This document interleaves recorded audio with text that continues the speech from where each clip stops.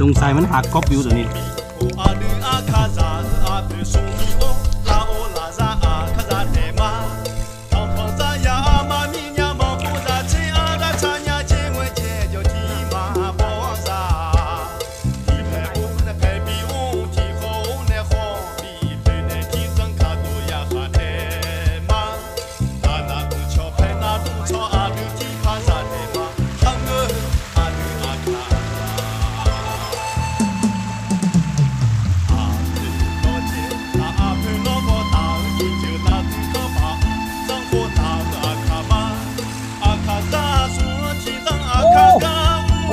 ตัวใหญ่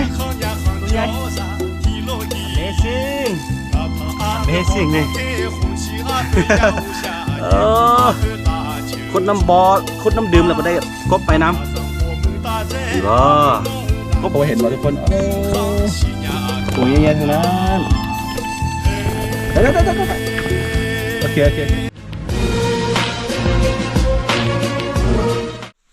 สบายดีทุกคนยินดีต้อนรับเข้าสู่ช่องอาคาน้อยเนาะตอนนี้เราก็อยู่สวนคือเก่าวันนี้เราสิไปขุดน้ำบ่อกันเด้อเนื่องจากว่าช่วงนี้เป็นช่วงหน้าแล้งแล้วกะเราเอาควายมาน้ำหั่นนะเอาควายมาแล้วก็ควายมันจะกินน้ำจะกินอย่างเขาเรียกว่าน้ำจุดที่เราอยู่มันจะกินบ่ได้เนาะกินได้คือกันแต่ว่าเราบ่มักเนาะเราก็เลยว่าต้องได้ไปเอาน้ำอีพุ่นเนาะขุดพี่นี่ที่จริงมันใกล้ๆสวนเรานี่เอาสิไปขุดน้ำบ่อพี่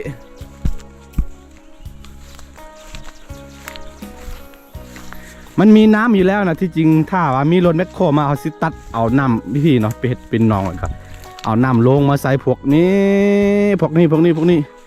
แต่ว่าโบมีรถแมคโครนี่เห็นบ่แข็งแรงดีไปส่วนไปโอเคเอาสิไปขุดกัน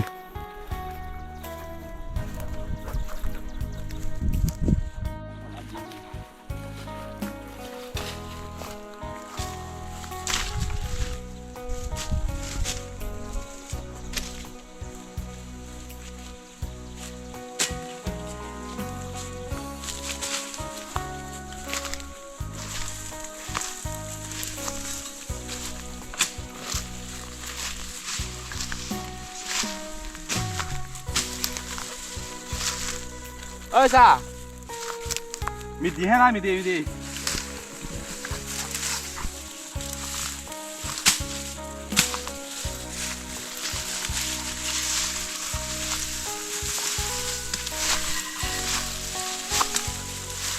บ่ทางนี่มีบ่ได้แล้ว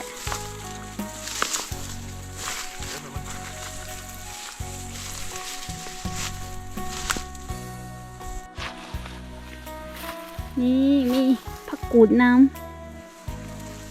มีหลายผักกูดงามอยู่นี่ว่าเอาคอยมากินใหญ่อยู่นี่ก็ได้ดู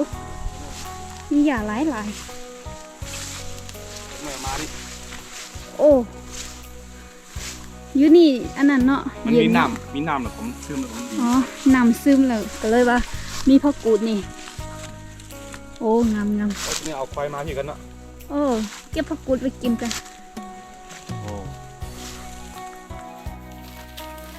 เดี๋ยวปีนี้ว่าถ้าว่าสิทางนี่ออกแล้วก็จะว่าย่านน้ำมันแห้งอีกอะนะถ้าว่าทางนี้ออกแล้วสิได้ไปเอาน้ำมีพูดมาต่อไซเนาะทางนี้ออกแล้วก็สิปลูกพวกอันไม้เนาะไม้กินอนาคตคือไม้บำนาญน่ะอีกประมาณ30 ปีข้างหน้าพวกไม้ดูไม้ห่วงฮุนลี่เนาะเฮาสิปลูกพวกไม้พยุงเวียดนามอะนะและปีนี้นี่เฮาสิโจ๊กก่อนผมเอาสิเฮ็ดบ้านนั่นไอ้มาสิตัดอีกทีเลยแต่ว่าคือว่าบ่ไหวเมื่อยมันใช้มาทางอันนี้ไอ้ต้องทางมัน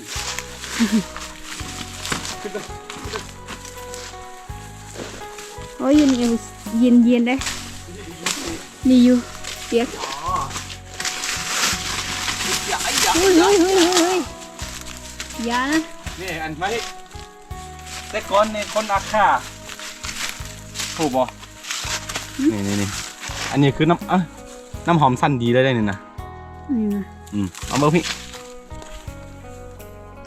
นี่คือตัวนี้เนาะเขาอื่นมาเป็นอย่างไรนี่นะ ขยะ ตัวนี้ ขยะปลา คือเขาสิไปตักแห้งเหี่ยวๆเนาะให้มันเหี่ยวแล้วก็เขาจะคนอาคาก็จะใส่หมวกเนาะมันจะหอมเนาะตัวนี้คือแทนน้ำหอมตะกี้ของคนอาคาบุฮานเด้อมันบ่มีน้ำหอมคือทุกมื้อนี้ มันจะหอมตัวนี้แบบว่าให้ตักแห้งให้มันเหี่ยวๆจัก 2-3 มื้อแล้วก็ไปใส่หัวเวลาผู้บ่าวมาจีบก็จะมีรสชาติหอมๆนะ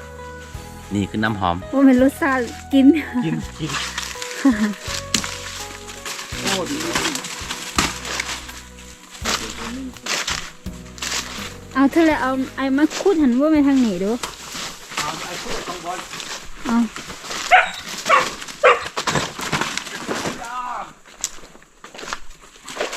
นี่มีกบหลายกันไหมบู อ่า เดี๋ยวเขาเอาน้ำให้เราก็ได้นะเห็นบอกเดี๋ยวสิจับกบไปน้ำเนาะ นี่อ่ะ มีมัน พูดน้ำแห้งโอ้มีกบ กบหลายกันนี่ มีกบนี่อยู่นี่มันเข้าไปหันแล้วอุดมสมบูรณ์ กได้บ่ ฮะ พูดถึงกล้องเลยก็อัดไปเลยนี่แหละครับลองดูกัน ยี่นี่ก็ได้ดู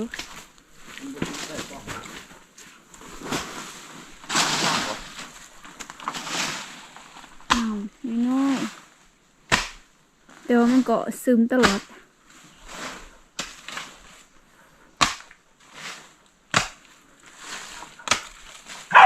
เฮ้ย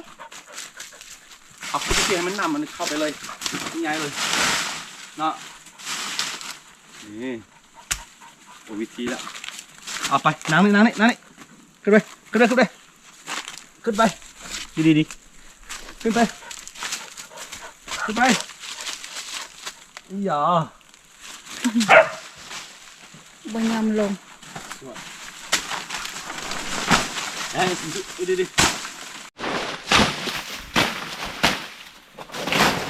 ู่ดีไอ้ชวนนี่เขาสิตัดให้พี่เนาะ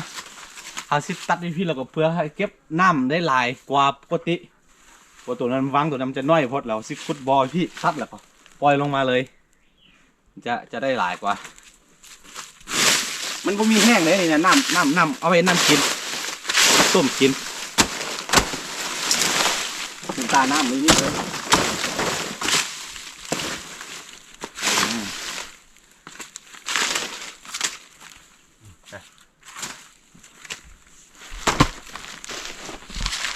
มีอะไรเยอะหรือไม่เยอะอันนี้เขารู้เลย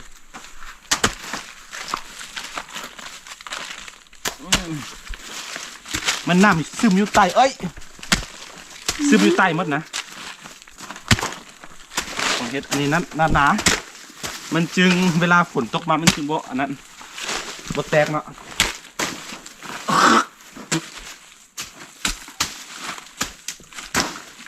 ที่จริงทายมีรถแมคโครเนี่ยมาขุดที่กว้างๆแล้วก็ตอนน้ำเข้าไปสวนก็ได้กันบ่ต้องไปไกลแต่บ่มีรถแมคโครบ้านเรายากอยากได้น้องปลายังไม่ได้ปะนี่พี่น้องเอ้ย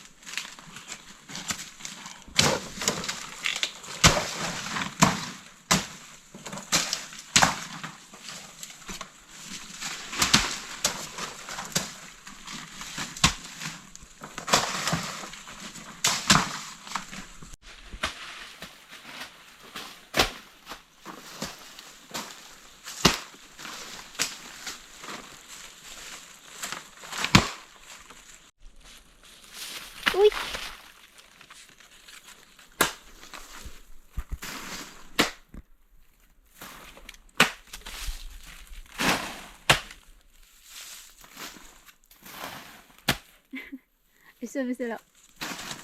ปิ้วเป็นอีกแล้ว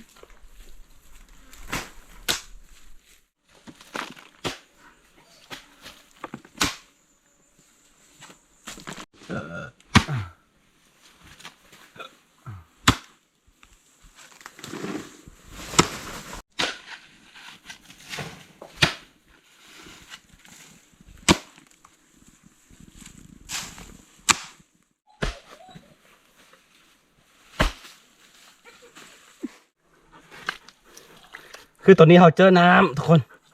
นี่ทาน้ำ เอาแห้ง บัวแห้งไป เอามาออก ขุดอันนี้ออกไปเดี๋ยวก่อนพี่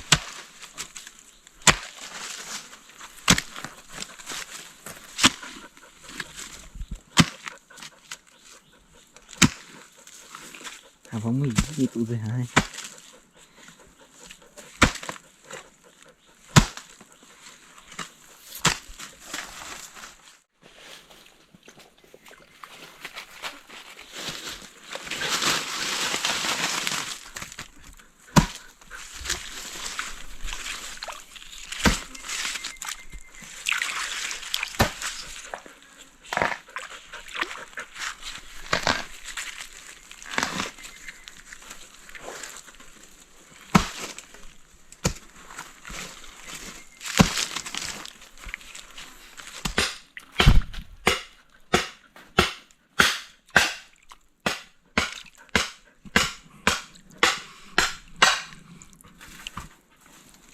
Ya, dulu kan kami bilang sih.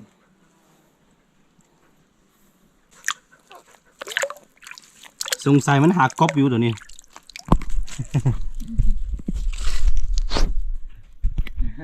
เอาไม่ใช่เอากล้อง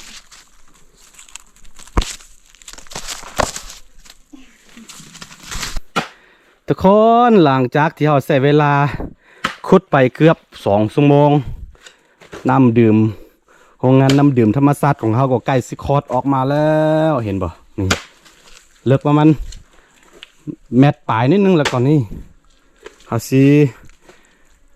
สีพาตัวนี้เข้ามาได้นี่เนาะเผลอๆนี่มันมีกบน้ำได้สิได้จับกบไปน้ำได้ทุกคนเพราะว่าบ่อโตเก่ามันจะเป็นแบบว่าน้อยแล้วก็เอาบ่ได้มาอนามัยดนแล้วนะก็เลยว่าเฮ็ดกว้างๆซะแล้วมันจึงพอกินพอใส่อ่ะนะ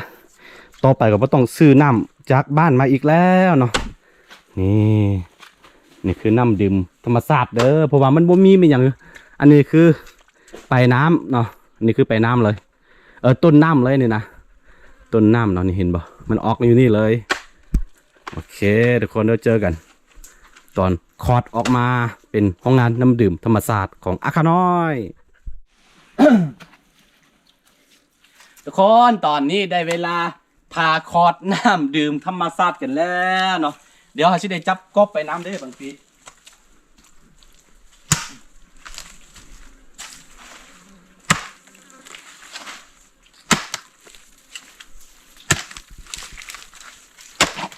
โอ้ไปเลยวู้ฮู้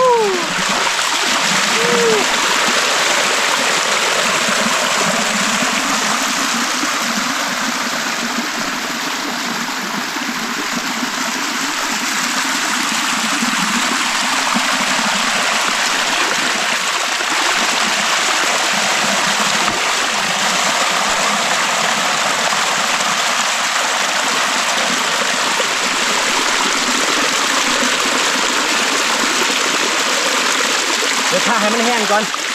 แต่มันแห้งแล้วผมจะได้อนามัยอีกเพิ่มนี่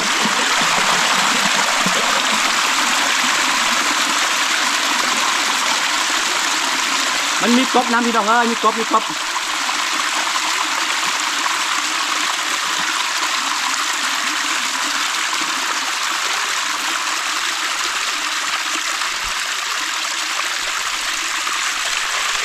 โอเค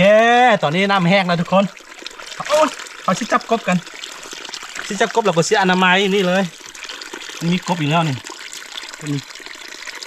มีกบมีตัวหวกหัวมันหายไปเสียเพราะด้วยแป๊บหนึ่งให้น้ำแห้งก่อน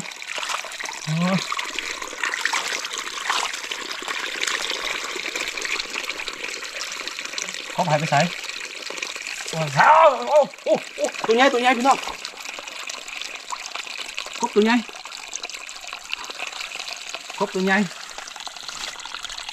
นี่ ดูก็ตุ๊ด โอ้หลายตัวพี่น้องเลย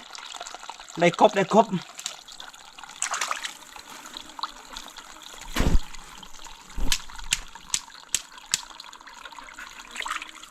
ปับปุยให้ชิมสิ ได้ตัวนึงแล้ว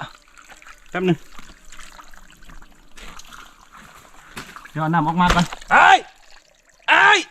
เอาไปแล้วลิ้นเอาไปแล้วเนี่ย รถจับไปแล้วรถจับไปเรียบร้อย เดี๋ยวแป๊บนึงเด้อจับไม้พูดไปเนี่ยเอาหายไปเสียมัด Itu kan cuma tadi itu kan cuma mungkin แล้วเริ่มมาอีกโอ้ตัวใหญ่ Amazing นี่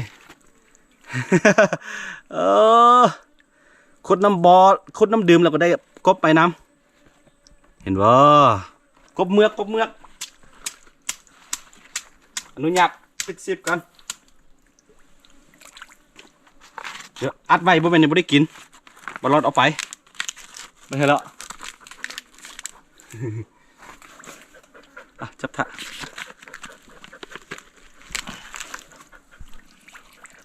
เนื่องจากว่ามันเป็นขี้ตมแล้วมันเข้าขี้ตมหมดนะเห็นมีหลายตัวอยู่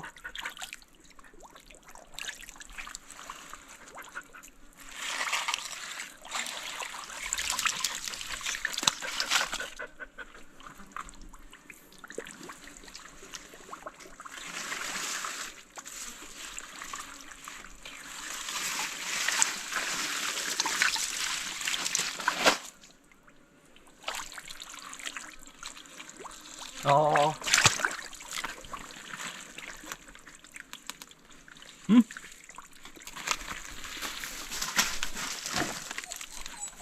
โอ้โหได้อีกตัวนึงแล้วพี่น้องเอ้ยตัวใหญ่นี่นี่ตัวใหญ่ โอ้สัตว์อะไรมันกิน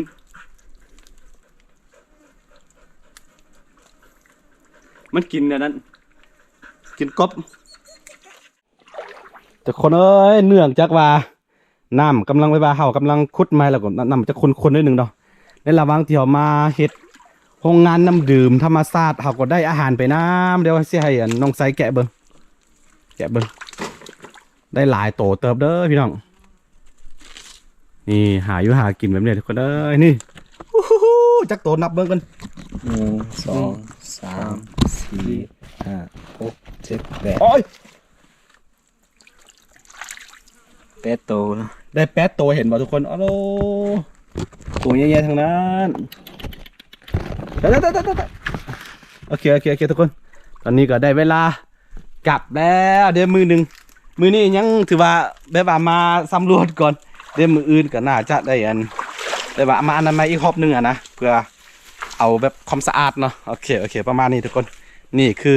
การสร้างโรงงานน้ำดื่มธรรมชาติเนาะอยู่ป่าเลยประมาณนี้เดี๋ยวไว้เจอกันใหม่ในคลิปหน้าทุกคนสบายดีเฮ้ยไปเลย